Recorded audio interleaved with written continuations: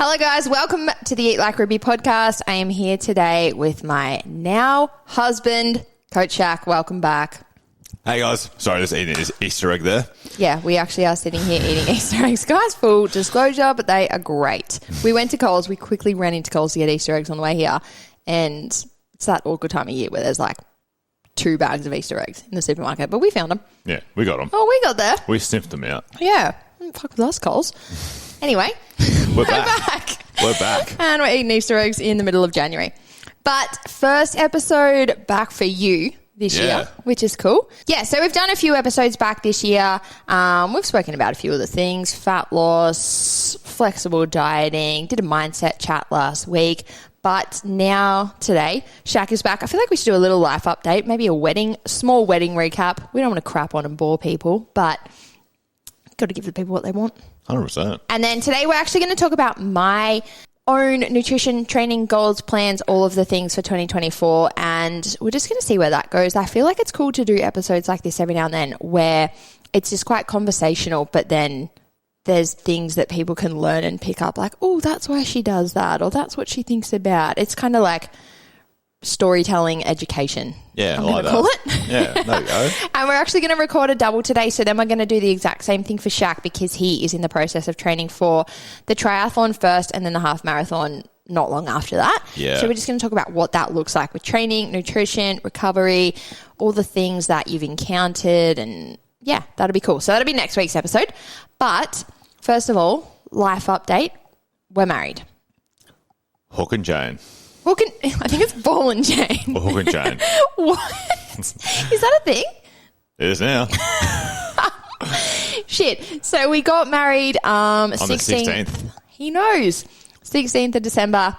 It's been about 5 weeks now because we're recording this Doesn't feel like that, eh? mid to end of Jan. What do you mean? It feels like so much like longer ago. Honestly. It's dragging. Is that what you're saying? Married life's dragging.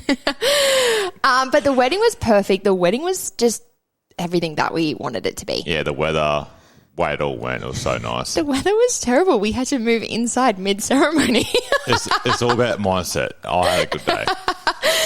No, we had a great weekend. So we hired a big Airbnb. We literally did, I think, 4 nights in that with just family.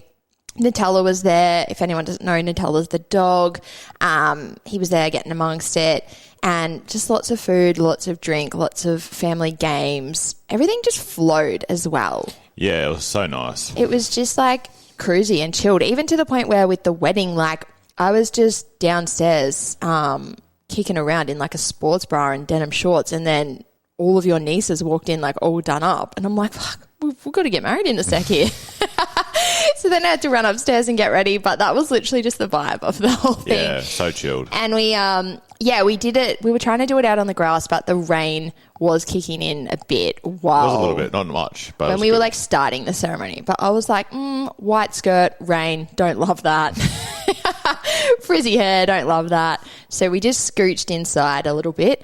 But then, yeah, it was pretty quick and cruisy. And yeah, then we just ate and drank and had a good few days. Yeah, it was so nice. I loved it. It was awesome. And now we're here.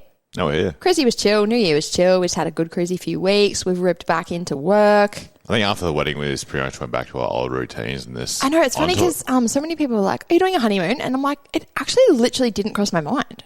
No. I didn't think about it. It's weird because like... It's so weird because I feel like our life is a holiday, but then we're always working. Like, do you feel that? Yeah, like I feel like there's times where we do nothing and we do beach trips. Yeah, like we live in such a nice like place. Somewhat like, of a holiday destination, I guess. Sunshine Coast. Always I ask that question like, where do you want to live? I'm like, here. Like, if I want to live somewhere, I'll live there. I feel like if we went on a holiday, we would just go to the beach, get coffee, go out for tea, and it's like, well, we do that anyway. Legit. So we didn't go on a honeymoon. We literally just went back to our normal life of beach, dog, coffee, training, yeah, food. Like back to my enjoyable life. So yeah, well, yeah. But now we're here. I feel like that's about it for the life update.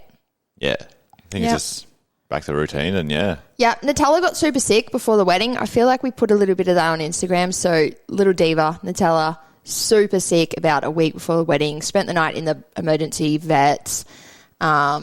just being his usual dramatic self. But he's getting there. Yeah, he's way better now. Yeah. Back to his normal self, pretty much. Yeah. So I think I posted a little Zoomie of him getting excited about the fat loss phase last night, and that was so exciting because that was like he's just started doing his Zoomies. Yeah, again now. So good to see. Had probably like 5 weeks of no Zoomies and just literally sleeping in the aircon. Yeah. And then this week he's like started his Zoomies. Back and to we're his like, normal he's back. So life's good. We're all good. So like I said, we're going to talk about where my nutrition and training is at, what I'm focusing on, what my plans are, and all those things. I feel like I've spoken a little bit about this on Instagram. Not too much. Haven't done any YouTubes really since the wedding. I think we had a wedding YouTube come out this week, by the way. So check that one out if you have not. But it's really just us hanging out in the house, getting married. But I've been, talking a little bit on Insta about my own nutrition and training and what I'm up to. But basically what I'm doing at the moment, I'm actually going for 10 perfectly tracked weeks. Like 10 perfectly tracked. Nothing is not getting tracked for 10 weeks. And my reason for that, obviously, we say all the time, there's no right and wrong. We don't have to track everything. We can track everything if we want. Like, it completely depends on the individual, the goal, the mindset, what you want to do. But for me, the reasoning for that is I was pretty chilled for all of last year with tracking. Like, I didn't do a lot of tracking. I would track days every now and then just be like, oh, that's how that all adds up. Yeah, cool. I'll just eat that for a while. But equally, like, happy to mix it up without tracking. And do you know what I mean? Yeah. Like, very flexible, very chilled. And it's cool. I think it's cool to be able to have phases like that. But the reason for wanting to really perfectly track for 10 weeks is to just see where I'm at, see how my body responds to this intake. I'm so excited to do a gaining phase through winter. And this is really just like the priming for the gaining phase. Because if you think about going from being really flexible, not tracking anything, whatever, into a gaining phase, it's almost like, well, where do you start? Yeah. Know what I mean? And if you went, and obviously we can calculate that and whatever, but if you go to a certain intake and then you start to feel a bit shitty and a bit sloppy, it's like, oh shit, did I go too far? Did I not? Whatever.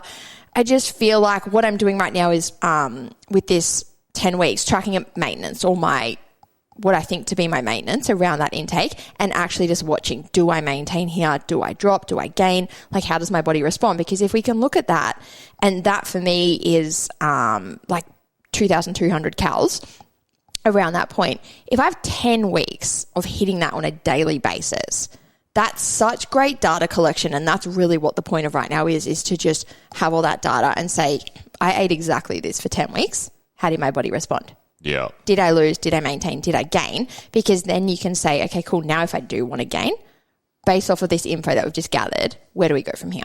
Yeah, that's cool. Does that make sense? Yeah. Yeah. And so that's the main reason. The other reason was just, I feel like I prioritized so many different things last year when we think about like writing the book and then running different programs, training for the 5K, prepping for the wed. Like, there was always something going on and it was always exciting. But I was never just like, I'm just fucking on my game for me. Yeah. Like, I feel like I didn't really have that at all last year.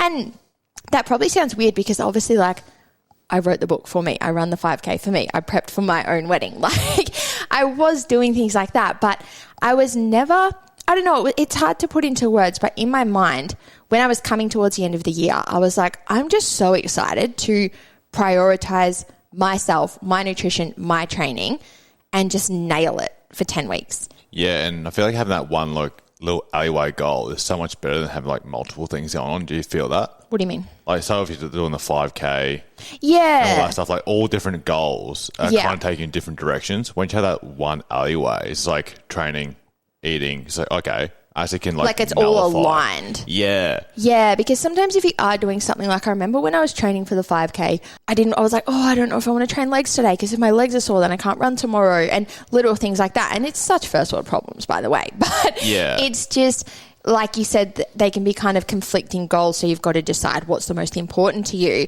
And that's kind of what we're going to talk about with you next week with the triathlon stuff, which is cool. But for me, like coming out of the wedding, I was just like, there's nothing really on in our personal life, or there's nothing really big that needs my energy or attention. And I was just excited to give that to my nutrition and training. And just like low-key side note, I'm fucking thriving. Yeah, you're going real well. Like I am on fire. Guys, every time I'm in the gym, I have to stop myself from singing Girl on Fire out loud. Like I literally just want to belt out Alicia Keys after every set because every time I come home from training, Shaq's like, how was training? And I'm like, fucking great. Like I'm just fired up. And it's always that way. When you find that like alignment, like your goals, everything's working out, you feel so much better with it. Like it's so cool. Like I've just been I started, kind of the reason for the 10 weeks as well was because I started a 12-week training program literally straight after the wedding on the Monday, the 18th. I started a 12-week program, but then I knew obviously we've got like Christmas, New Year's, all the things like in that fortnight. So I was like, all I'm going to use this fortnight for is conditioning myself to this program because it'd been a while since I'd really knuckled down on a 5-day-a-week strength program. Yeah. That's a big demand, and I'm going to talk about that a little bit more soon. But I was fucking so sore the week before Chrissy, the week between Chrissy and New Year's. Like, I was cooked, and I knew, I was like, my body's just getting reconditioned to this style, this frequency of training, and this, like, volume and intensity of training. And so I was like, I really want to use those 2 weeks to do that. Even the Monday, like straight after the wedding, we still had everyone here and everyone was kind of like at that point where they were like a bit tired, bit this, bit that, and everyone just kind of wanted to do their own thing. And I wasn't going to train on that day. And then I was like, would anyone care if I went and trained legs? And my thing was like, if I start on the Tuesday, because actually, side note, I don't train Mondays. Like I never train Mondays. That's true. I was going to start on the Tuesday. And then I was like, if I can pull that one session forward a day, I know I'm going to be fucking so sore from this session because I haven't trained like this in a while. So I pulled it forward that day and my God, I needed it. But I really spent that week of like Chrissy New Year's and all that, just getting the sessions done. Recovery, like my recovery has been on point. I was literally doing like recovery shit at 7:00 Christmas night. Like I was on it. But I wanted to spend those 2 weeks getting into training. And then literally New Year's Day, I feel like it was so cool because New Year's Day was a Monday. So that was, everyone was loving that. From that point on, like I had 10 weeks to go in the training program. And I was just like, okay, cool. I'm just going to like consistent nutrition for these 10 weeks to match this. And really, like I said, just watch what my body does with this program and with this nutrition. And I'm excited. That's so cool. And I'm loving every second of it. You definitely are thriving in it. Like I'm thriving. I think the biggest thing is consistency and like nailing that. I think it's consistency and I think it's excitement for the whole thing. Yeah. And I think there's so much to say there. I'm going to do some episodes in the next few weeks about life out of the deficit because it's been a while since we talked about that. Like we smashed the fat loss chat all through summer and everything. There's something to be said for life out of the deficit with like while still prioritizing nutrition and training. Because I think for a lot of people, it's easy to prioritize that stuff when fat loss is the goal. I'm in the deficit, I'm knuckling down, I'm grinding, whatever.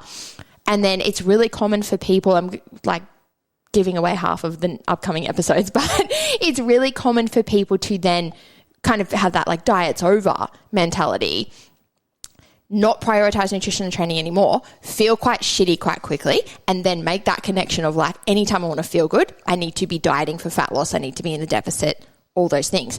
If you can set other goals and find like a really enjoyable, exciting, whatever it is that you want to call it, whatever you need, if you can find a way to do that with your nutrition and training without fat loss being the goal, that is so, like, that's a game changer to me. It's so empowering. It is so exciting. Like, I'm literally on 2,200 calories. I'm going to edge it up to 23. We'll talk about that in a sec. But, like, that's so much food to play with. It's exciting days. It's massive, good quality pre-training meals. It's tasty dinners together. I have ice cream every night. Like, it's such an enjoyable day.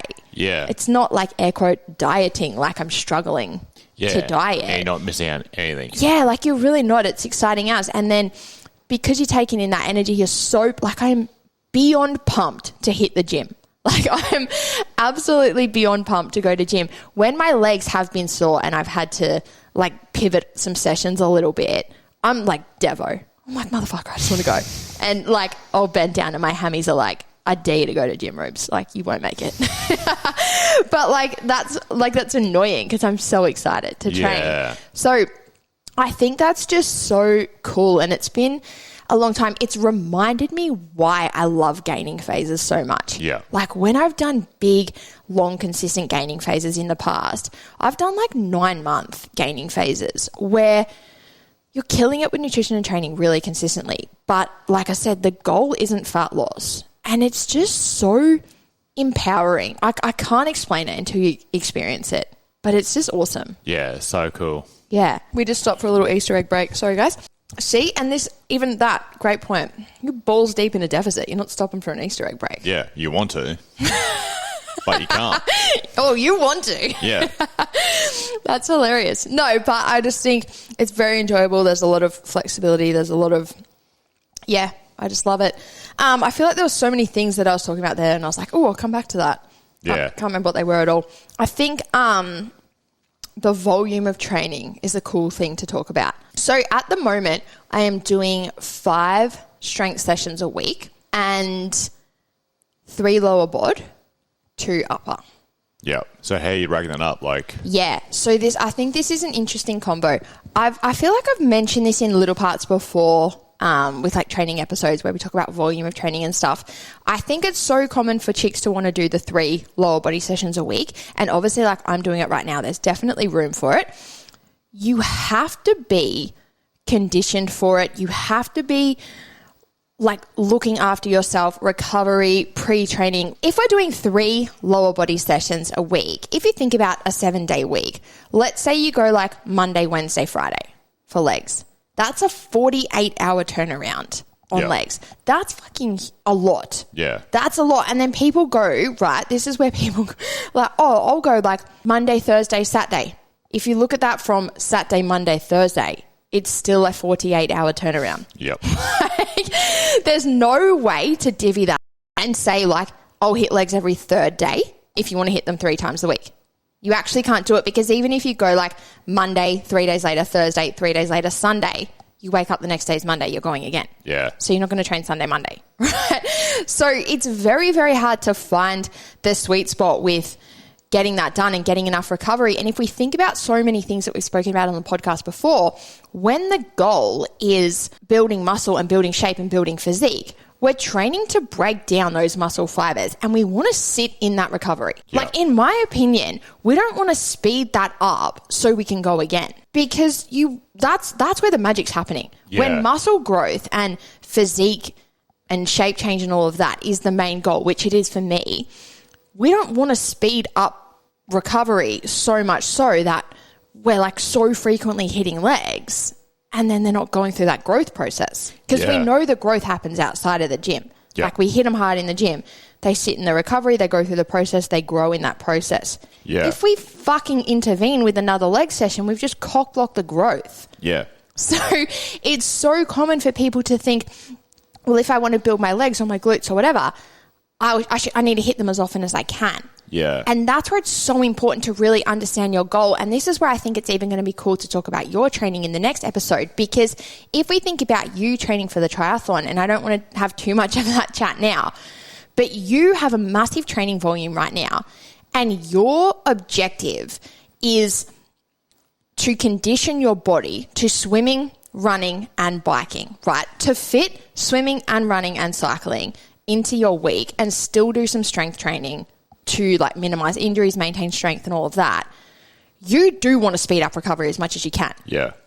Because you need to go again the next day. You have a fuck ton of training to fit into your week and the goal is very different.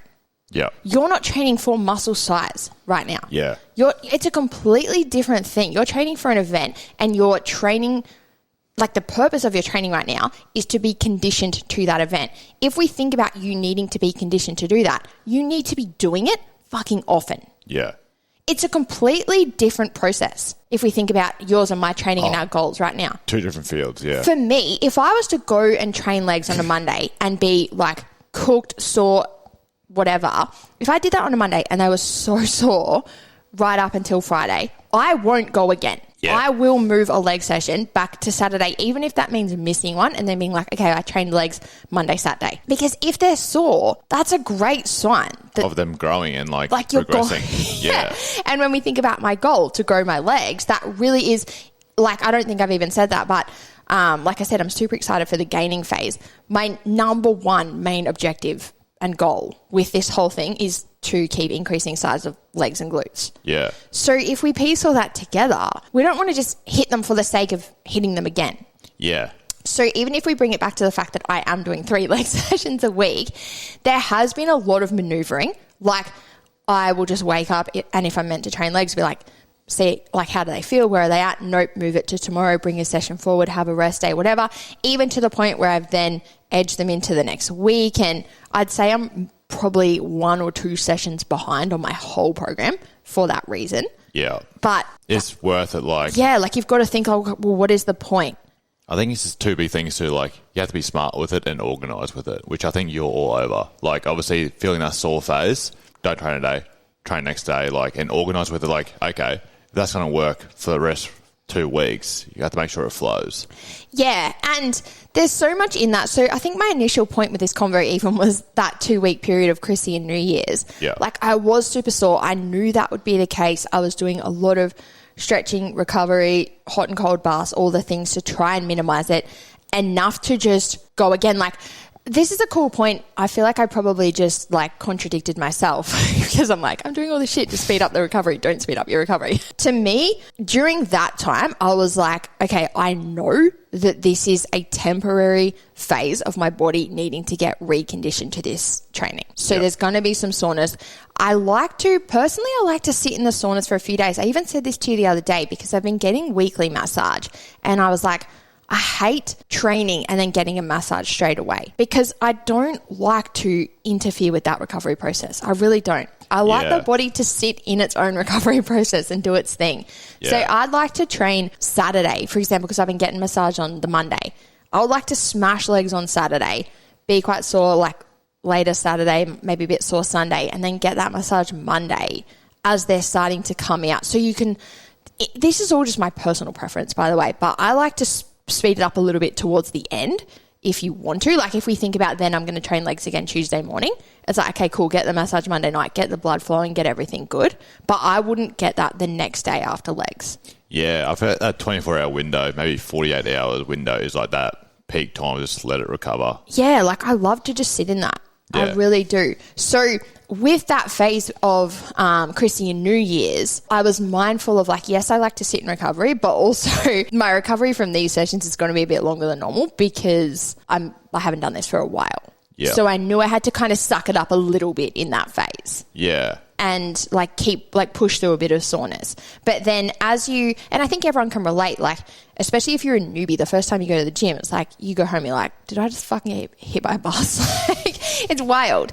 And even when we start new programs, I reckon every now and then people are like, oh shit, that's hit me more than it normally does. Yeah. But you go through that first week or two and literally what is happening there is your body is getting conditioned to that new movement, the new style, the new volume, intensity, whatever you've changed. And then once it gets used to it, aka conditioned to it, the soreness isn't as extreme. Yeah. So that's where most people are probably at with their training. If you listen to this and you're into nutrition and training, you might get the like bit of soreness every now and then, like, oh yeah, there it is. But it's not like that day one vibe. Yeah. Know what I mean? Yeah. That's kind of where I was at and pushed through that. Came into the new year. I feel like I think I said to you around New Year's, I was like, I feel like I've got through the thick of like the getting started. Yeah. Yeah. And now I've settled into it, which is cool. I've actually, what is today? Friday. Yep. I'm in the peak week right now. So if anyone is, especially the girls in it, like Ruby, you'll get this, but we sort of program through 6 weeks. Week 5 is our peak week. Week 6 is our deload. So I'll deload next week and the new program the week after, which is exciting. So again, with the 3 sessions, I feel like we were talking about that as well. I feel like to me, like I would never do that in a deficit because I just don't think you have enough nutrition coming in to fuel the recovery. Okay. If we think about a deficit, a calorie deficit is an energy deficit. You are actively choosing to give your body less energy than it needs on a daily basis. Honestly, like this is just my opinion, I don't think you have the right to demand a high training volume from your body in return. Yeah. To me, there's a very big thing. Like, training is a very big respect thing to me. Like, you train out of respect for your body, in my opinion. So you don't ask it to do shit that you're not, like, facilitating it to do and helping it to do. Yeah. So I think when we're in a deficit, like I said, we've made that decision, like, I'm going to give my body less energy than it needs. Straight away, that's fucking hard for your body to navigate. And obviously we know all the things, like, we minimize shit as much as we can. Like, we make the most of the deficit and we do it as well as we can. But it still is an energy deficit. We know this. Yeah. So there's times where if that's your focus and that's your priority, like I said, in return, you've got to have the respect for your body to be like, I'm not going to kick its fucking ass in the gym every day. Yeah, and it's funny because people who don't really know all this stuff and have that understanding like we do, it's the opposite. Like, I'm going to go balls to the wall with my diet and I'm going to go balls to the wall in the gym. Yeah. To me, it's the total opposite. When I'm going balls to the wall with the diet, training, volume, intensity, all of that is reduced. Not in a crazy way to be a little bitch, but in a way to just say, like, hang on a minute. Can I actually pull off the same session I was pulling when I had 1,000 calories a day more in my tank? No, I cannot. Yeah, because that's when the smarts and organisation come into it. Because if you're doing a heavy leg session or something in that deficit, you're more prone to injuries. 100%. You're not conditioned for that session. Yeah. So, yeah, you'll find people who don't realise that. Deficit, going hard, you'll see the knees, clock out, back, ankles. And we have what we call there, I'm not going to get too much into this. For so long, I've dabbled in the idea of doing an episode about what we call energy availability. And I don't think many people know what energy availability is. But in super simple terms, I will do an episode about it because so many people have probably asked now. Energy availability is the amount of energy available to the body to do its usual or like its necessary functions after the energy that it's used for training. So I think I just butchered that big time. But if we think about the fact, I'm just going to make this very simple. Let's say we give the body 1,500 calories every day and then we do a 500 calorie training session, like we burn 500 calories, right? The body has to use 500 of that 1,500 to pull off the training, right? So by default, there's 1,000 calories left for it to do everything else it needs to do. When we look at there's an energy availability equation that we can do. And the reason we don't talk about this too often and we don't do the equation too often is because to really get it right, we need to know the exact lean body mass of an individual, which is very hard to find out. P.S. If you're someone who does scans at your gyms and it tells you your lean body mass, it's fucking incorrect. Secondly, we need to know the exact calories burnt through exercise. And again, if your gym tells you this or your fucking Apple Watch tells you this, very factually incorrect. So what I'm getting at, I don't mean to have a dig at those things, but we actually just know for a fact that they're not accurate enough to really use the data. And that's how we calculate energy availability, is we need those exact numbers. So when we know that the way that most people are getting those numbers is pretty fucking incorrect, there's no point doing the equation. It's just going to be fucking wrong. But basically what I'm getting at here is energy availability is how much energy is left for the body to function and do its thing once you've used the amount, like a certain amount of energy for the day, right? Yeah. So where we look at low energy availability is especially with athletes and things where the training volume is very high, and then obviously they need to eat in a way where they maintain like a lean body to pull off their sport, but they're fueling the energetic demand of that sport. And it's a very sweet spot because if you think about that, like you need to be lean for your sport. Even if you think about you training for the tri, like you need a lot of energy to pull off that training, but you also want to be lean because you don't want to be overweight running a triathlon. It's a lot fucking harder if you're carrying excess weight. Yeah. Right. So I've gone super off topic, but that is something that we look at heavily in sports nutrition. So much of my study was based around that, like getting athletes into what we call optimal energy availability, and basically we look at in the equation how many calories are coming in per kilo of lean body mass. And that's why it's so hard to work out after training calories are removed. Yeah, okay. And we do a big equation there. Yeah, if we think about a person going into a really high demanding, like energetically demanding training program, like amount of training while also going into a low energy diet, your energy availability is going to be fucking terrible. Because really the real takeaway there in the simple term is I'm using a fuck ton of energy and I'm not giving my body any. Yeah. Right? And we know that that's how we create a deficit. And this is where it can get tricky because people will be like, well, isn't that what a calorie deficit is?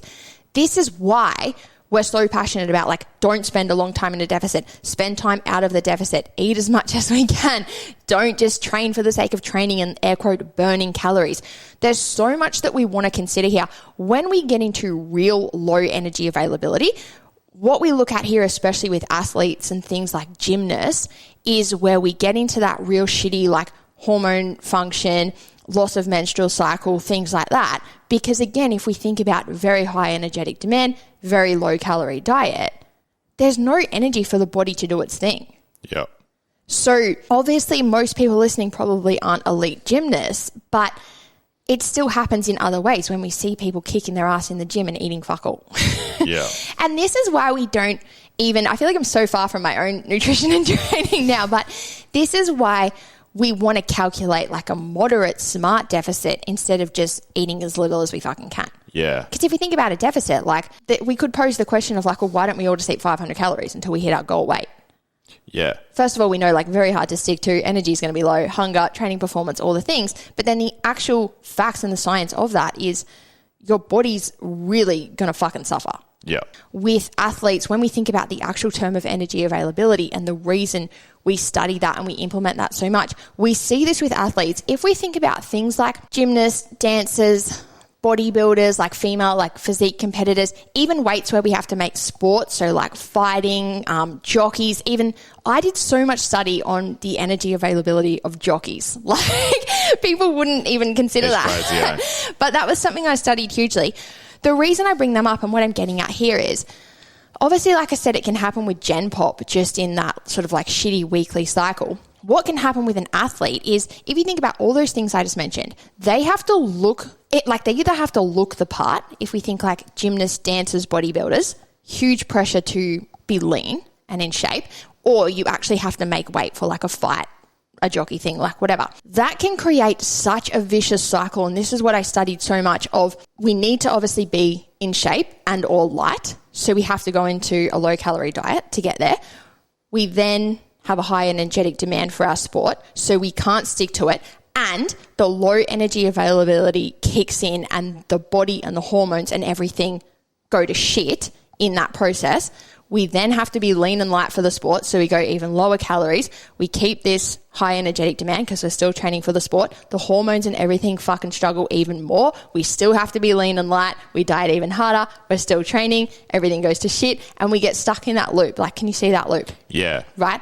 So that's where the actual science and the facts and that real energy availability come in. But then again, if we move away from athletes and just look at Gen Pop, we see this cycle play out a lot as well. Yeah, so much. Where we're just, like I always say, like we're just spinning the wheels in the deficit. Yeah. Coming back to me doing 3 leg sessions a week. To me, there's a time and place for it. And I think if you're someone who wants to really hit the heavy legs or even hit anything, like it's probably not as common with chicks to be like, I want to hit back 3 times a week or whatever, but you never know. But I think you've really got to ask, am I like giving my body the respect in return? Does that make sense? Like you're asking your body to do something very big and awesome and intense for you. Are you treating it the same way? Is my question. Yeah. And that's what I always come back to. Like I said, I wouldn't do this in a deficit because I couldn't answer that question and say, yeah, I am. Like I'm really looking after my body right now. A deficit is aesthetic. Like we're training for the aesthetic. We want to be fucking lean. And there's nothing wrong with that, right? Obviously, I run a program called the Fat Loss Phase. I'm all for people losing weight when they want to. But especially when we don't need to lose weight, this is probably more what I'm speaking to. So if I think about myself, I couldn't go into a deficit and say, I'm doing this for myself and my health. Because we know that's not optimal health for a person that doesn't need to lose weight. If you think about everything I just said and what we know to be true with energy availability and like knowing healthy body fat percentages and all these things, I couldn't actually say, or when I'm on 1,600 calories and busting my ass to get steps all day, every day, that's like air quote for my health. Yeah. It's for my abs. It's 100% for my abs and for a photo shoot. And I'll own that. But at the same time, I would own that. And I would then meet myself where I'm at and say, okay, training wise, I'm not going to kick my ass in the gym. Yeah, because deficit or whatnot, your goal is to improve, not annihilate your body. I'm pausing for effect of that comment because that's a great comment. Say it again. What'd you say? So, yeah, the goal of deficit training, whatever training you're doing, the goal for your body is improve it, not annihilate. Yes, I love that. I love that. I'm here for it. This is why we got married. I was going to ask you. I got 2 words in, and that was banger. Welcome to married life, motherfucker. I was going to ask you for a quote at the end, but I feel like that could even be the quote.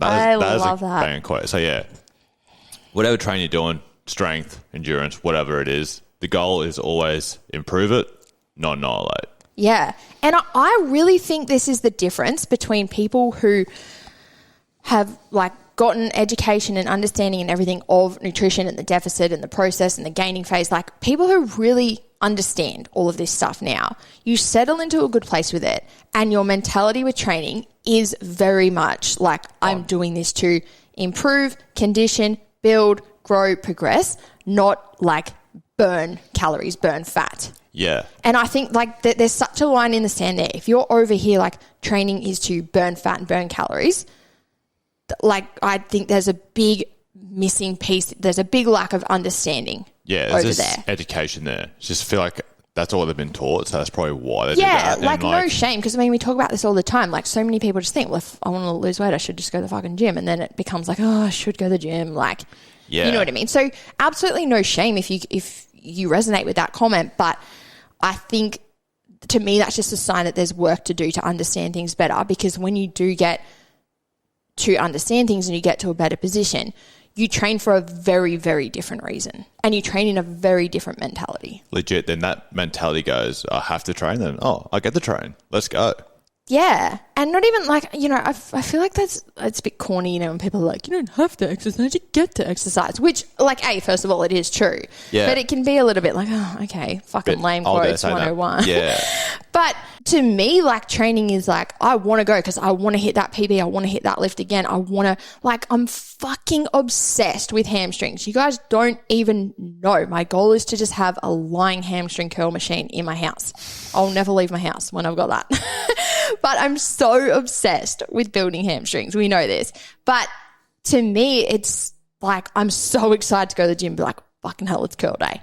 That's what I mean, like, once everything aligns, you get so excited about training and, like, whatever your goal is. If everything aligns and you're agreeing with that, it's so exciting. And it's not to say, like, it's not to say you're just on cloud 9 and you're always like, I can't wait to get to the gym. Like, you're still going to have days where you're like, oh, fuck, like, gym. Oh. But I feel like as soon as you're there, you're like, let's actually go. Yes. Like, as soon as you're in there and you're doing the thing, and that's even something cool to catch, because when we are in that mentality, as soon as we get there and we start doing it, like, we're on. I feel like that is the different mentality of when you get to gym and you start getting into your sesh, you're like excited as fuck to get into it, versus think about a person that's like on a cross trainer or on a treadmill, like watching the clock counting down. Oh, it's fucking hell. The minutes. Yeah. And I think that's where those energies of like, I should train versus I'm fucking excited to continue progressing with my program. Yeah. Like very different. I feel like, it's less about the whole quote, like, I need motivation to train. When you actually got that goal to train there, it's like you actually get there and get it done. To me, it's like if you need motivation to train, don't train. Do something else. It's not serious to you. Yeah, but like actually acknowledge that and do something else. Legit. Like find the thing that you do want to do with your life. Like I said to you, like once everything aligns, everything starts moving in place, like you actually get that fucking line-like goal. Yeah. That's why you don't need motivation. Yeah, and that's why I always say, like, I don't coach on motivation, because people will say, like, how can I be more motivated? Find the real goal. Well, find the thing you want to do and do it. Stop doing shit you don't want to do. Like, kick yourself in the ass and fucking go do it. No. See, that's no, I mean, not like, kick yourself in the ass and, like, go find that goal, and then you'll be fucking lined. Yeah. Like, people are like, oh, how do I find motivation to go to the gym? If you don't want to go to the gym, don't go. Yeah. Find something else to do. Legit. Yeah. But it's not about them. It's about me. So I said before that I am looking at edging my calories up to 2,300. So what I've been doing right now is aiming to just be in the 2,200s every day. If it's like 2201 or 2299, like I don't care. Just end the day in the 2200s with over 100 grams of protein, which is super fucking easy when you're on 2,200 calories. Yeah. To hit over 100 grams. My sweet spot with protein is like around that 100 to 130-ish mark. Some days I've been going even higher. It just depends what I have, which is fine. But really I'm just aiming to get over 100, fall in that calorie range. Obviously I look at fiber. I look at dietary fat, but again, 2,200 calories, you're going to hit dietary fat, like minimum requirements of dietary fat. It's very easy. And fiber's the same because I'm super mindful of like fruit, whole grains, veggies, like all the food groups that I love to include. So you naturally just hit fiber when you include all those things. Super easy. So that's what I've been doing. I've been nailing it. The other thing I've been doing, I will get to the 2,300 in a second, but the other thing I've been doing is no caffeine, which she hates. I'm not going to lie. I hate it, but I'm doing it. And it's so funny. This is an interesting combo because when I posted it on I posted on Instagram, like I'm doing 10 weeks, no caffeine. So many people said, good luck. That's so funny to me because it's fucking nothing to do with luck. It's a decision and I've made the decision. It's a mindset. Like. It's not a mindset. It's a choice. Yeah. It's like I'm not having caffeine for 10 weeks, that end. Then people are like, good luck. It's like if you associate luck with a choice, there's a red flag there to me. Yeah. Just fucking make the choice. Let's go. So what I started on the 1st. It's the 19th. I'm 19 days in. Yeah. But my decision to do that was I'm a big believer in, or like I'm a big advocate for the benefits of caffeine for performance. Like we know these scientifically. Studies show caffeine very good for performance. The thing that I advise to clock there, and this is something that like part of the reason I'm not having caffeine, we know that pre-training caffeine can increase performance. If caffeine is also then keeping you up at night, stopping you from sleeping, like those sort of things, so much so that your sleep is actually affected, that's going to have a negative impact on performance. Yeah. So you've got to weigh up the cost and be like, is the air quote like benefit of caffeine on performance enough to make up for the fact that then because of the caffeine, I lose 2 to 3 hours sleep? If I fuck off the caffeine and got 2 to 3 hours more sleep, would I match the performance that I would have got from the caffeine? Does that make sense? Yeah, okay, yeah. So that's where my mentality comes in. Like, that's going to be different for everybody. But for me, my sleep wasn't great. My sleep has been phenomenal this year. I think that's down to caffeine, recovery before bed. Like, I've been doing a lot of recovery before bed. And I think also I think sleep can come from like fulfillment. Like if you have a great day and you tick boxes and you're like, fuck yeah, go me, and you put your head on the pillow. You're gone. I'm out. Yeah. But if you've had a crappy day and, I wanted to do this and I didn't, and then there's that and that and that and that shit will keep you up at night. Yeah, 100%. So for me, my sleep's been great. The other reason for me ditching the caffeine is I fucking love it. Like, I love it to the point where at 5 o'clock in the arvo, I'm like, I can't wait to go to bed so I can get up and have caffeine. Right? And to me, that's a red flag. Yeah. Because when I see people, when people say like, I can't not have a coffee, I can't not have wine, I never want an external factor to have a grip on me like that. Yeah. I can't not have this thing. So the second I see that come in for me where I'm like, fuck, I can't not have caffeine, it's like, intercept. Yeah. Fuck it off, because yes, you can. Gun to your head, yes, you can. Yeah. So I just don't like to be deep in that energy of like relying on something external. Yeah. If I'm getting that vibe, I'm like, that's got to come out for a while so I can just remember that I'm fine without it. Yeah. But I love it and I do miss it. I'm not going to lie, guys. But still, I think that's what we've got to acknowledge as well. Like, I do fucking love it. I would love to bring it back in, but I'm not. Yeah. Like, can it be okay when, people be like, I can't not have a wine, I can't not have dessert, all these things. Like, can it be okay that we would love to have something but we just don't for a while? Yeah. I think people are very quick to be like, I need this thing. Yeah. And then, 2,300 calories. Still haven't got to that yet. Can I ask? Yes. Where do you pull the 22, 23 from? Yeah, that's a great question. So, calculations, but also just personal history with dieting. Yeah. So, how do you find 22 for you at the moment? Oh, is that what you actually meant? Yeah, like obviously I want to know how they come from and like how you actually feel with them. Yes. Yeah. Okay. So where it comes from is calculations, but then also dieting history. So I know for myself, deficits have always been around that 1700 calorie mark to get real effective fat loss pumping. A gaining phase has usually meant that I've had to hit about 2500 plus to be clearly gaining weight and gaining muscle. So then we sort of look at that and know that my maintenance is around 19 to 23-ish, let's say, give or take. Yeah. So to me, I always think when strictly tracking like I am right now, and this is like I guess another reason that I am strictly tracking, find the top end of maintenance.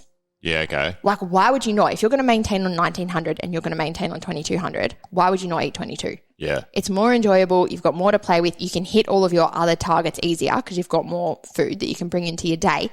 And if we think about everything I just said with energy availability, the more energy we can have coming in without spilling over into unwanted weight gain, the better. Yeah. Because you're just fueling your body way more. So for me, I know that maintenance is around that mark. So I went to 22. I've nailed it for 3 weeks. My weight has pretty much maintained. I haven't taken it that often. I've mostly just jumped on when you've been like, fuck, you're lean. Then I'm like, oh, I wonder what I weigh. So then I've jumped on. It's pretty much hanging in the like mid 61s. It's not much fluctuation, is it? It's hanging like mid 61s to like high 62s. Yeah. And it's definitely, I'm very, very aware of my weight pattern with my cycle. Like as a female, Yeah. I know for sure what times of the month it'll go up. I know for sure, this is an interesting fact because so many people are like, oh, you get heavy the week of your period, which I know you probably don't want to have this massive combo, but that's such a common thing where everyone's like, oh, you get so heavy that week. Absolutely, some people can, but I think it's so worthwhile really working out what that actually looks like for you because I absolutely would bet my life I get lighter the week leading up to, and then the day that I get it is when I always get heavy. Yeah, okay. Like I will watch my weight go down, down, down, and I know it's coming. Like I have a very consistent cycle, so I'm like, it's coming, it's coming, it's coming, and she's getting lighter, lighter, lighter, gets on one day, fucking kilo spike, whatever it is, and I'll get it that day. Yeah, okay. So it's just so interesting to know, and then I always get heavy again around like 2 weeks away from that, like when I'm sort of 2 weeks in between cycles as well. So there's nothing in that, like we don't need to do anything with that information, but it can be beneficial to know because it can stop people if you've got like a weird mentality with weight. If you actually know like, oh, hang on, I know I always get heavy around this time. Yeah. It can just help like rationalize shit a little bit more. And I think it's just cool to know your body, especially as a female, like your body is going through different things all the time. I think it's cool to just be aware of some of these things. Yeah. But coming back to my weight, it's been hanging around those mid 61s to like high 62s at different times of the month. Always coming back in that range, like never continuing to go and go and go. And that's even been the case because we're only really looking at 3 weeks of this year, but that's been the case. Like I've been hanging at that weight for a long time. Yeah, you have been. But definitely, I haven't done pics. I did pics on New Year's Day. So I've got pics because I'd really love to just look at them at like start of the 10 weeks, end of the 10 weeks. I just know in my body, I know in myself, very, very lean through my midsection right now. And that's the thing that starts to go when I'm in a definite surplus. Like if I go into a definite gaining phase, that will gradually creep up. Yeah. Right? Which is cool. It's all part of it.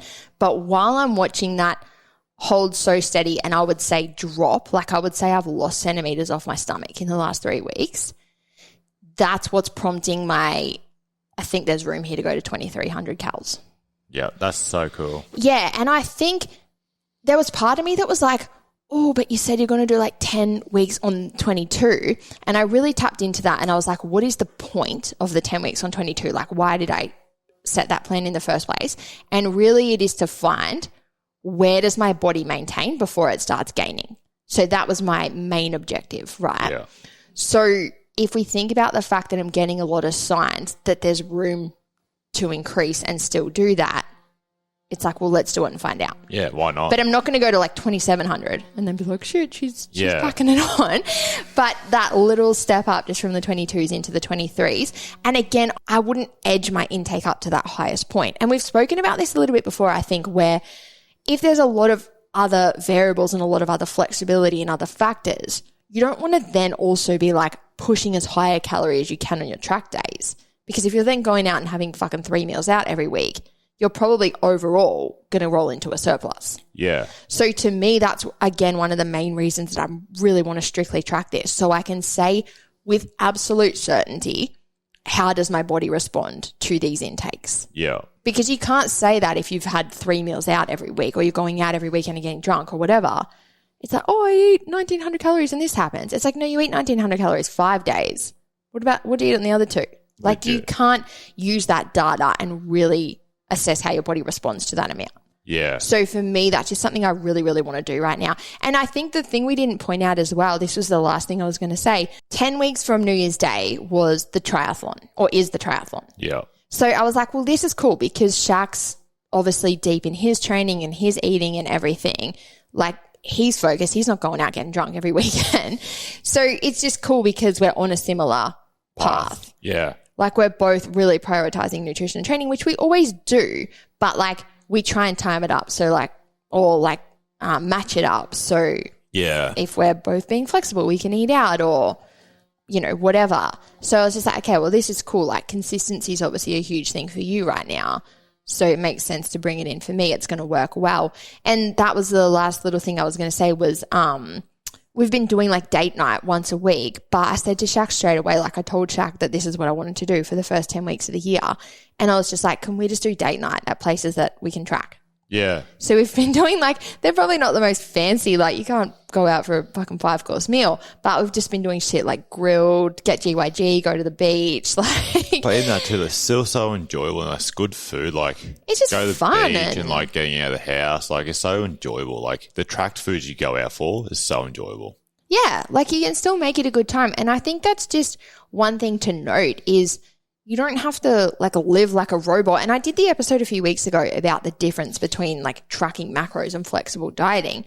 To me, like my nutrition is still incredibly flexible right now. If you think about the fact that I'm just aiming for that overall calorie range and like, can I get enough protein in? And then just looking at my days and being like, make sure I've got some fruit, some fiber, like whole grains, etc. But so much calories to play with. Like you can plan such fun meals with that. Yeah. So, and then again, like easy to factor in date night. Like when we've done things like grilled or GYG or Nando's, whatever we've been doing, usually my meal at these places will be around like 600 to 800 calories. If you think about a 2,200 calorie day and then you've taken 600 to 800 calories to eat out, you're still left with like literally 1,500 calories for the rest of your day. Yeah. So obviously rein in a little bit, like I'm not going to have Nutella and ice cream and chocolate bars and all these things and then go out for tea. But you can still like, I have so many girls in Eat Like Ruby that just eat 1,500 calories. That's their whole day. Yeah. Without date night. So it's very easy for me to factor that in once a week. And I feel like that's just been such a sweet spot of like we can go out, have quality time, do something together. It doesn't have to compromise my goals. I don't have to fucking crack it at you. Soph and I talked about that on the episode last week about mindset where like, are you blaming your partner or someone else in your life for like fucking with your goals? And I think if we look at this situation, I'm like like I communicate to you so much what my goals are, what you can do to help, what I'm focusing on, what I don't want. Like, do you know what I mean? Yeah. And I think that's so important to do. 100%. Like, it definitely helps a lot. Yeah. I feel like that's it. Sure. I feel like I'll mention super quick because I've touched on like the recovery comment so many times. So for recovery, what I'm doing right now is most people probably see on Insta every night, the mat. Here's a fun fact because we spoke about this mat once before. Yeah. Well, we couldn't even fucking work out the name last time we spoke about it. And then I think we said Shakti. And then someone said to me the other day, it's Shakti. I got corrected. Really? Mm-hmm. So I don't really know. I don't know if it's Shakti or Shakti. But basically it's a mat that's like acupressure. It's like little spikes in it. Yeah, so we've spoken about this on the pod, but I feel like it was a long time ago. You lay down on it. I bareback it. I think I've heard that like bareback is people were like, "Fuck, you're like barebacking it," and I just thought that was the way to go. I do it too. Yeah. Yeah, but I think you can do like a singlet or something. Or something like that, yeah. Nah, I'm an all-in sort of person. So you lay down on it. It's probably the size of your back, roughly. Yeah, roughly. And you just lay down on it for 20 minutes. When you first lay on it, it's like laying in fiery bindies. Yeah. Like, it's wild. But then very quickly that passes. Yeah, after 2 minutes it goes. I feel like because I've been doing it so regularly, after 15 seconds it's gone now. That's awesome. Like I sink into it very quickly. And then it's just about blood flow, really. So it's just promoting blood flow. So you lay on it for 20 minutes. I lay on that. While I lay on that, here's a fun fact. I don't think I've ever told anyone this fact. When I lay on that, you'll know this, but you probably don't even know why. I put the toe separators in. Yeah. So people know those things you put between your toes when you paint your toenails. That's what they're for. Yeah. So I really put them in my feet. Everyone knows it's like that little bar and it's got the little bumps on it and you wedge them all between your toes when you want to paint your toenails. So when I lay down on the mat, I put them in my feet. The reason for that is to improve my feet and my stance with my lifts. So if we think about separating the toes and like spreading that top part of the foot, because it's very easy to kind of round that out and people get a big arch in their foot and all those things. I have a very imbalanced arch, like my right arch is way bigger than the left, whole nother topic. But the more like neutral we can have the feet when we lift, especially like a squat, deadlift and stuff, the better.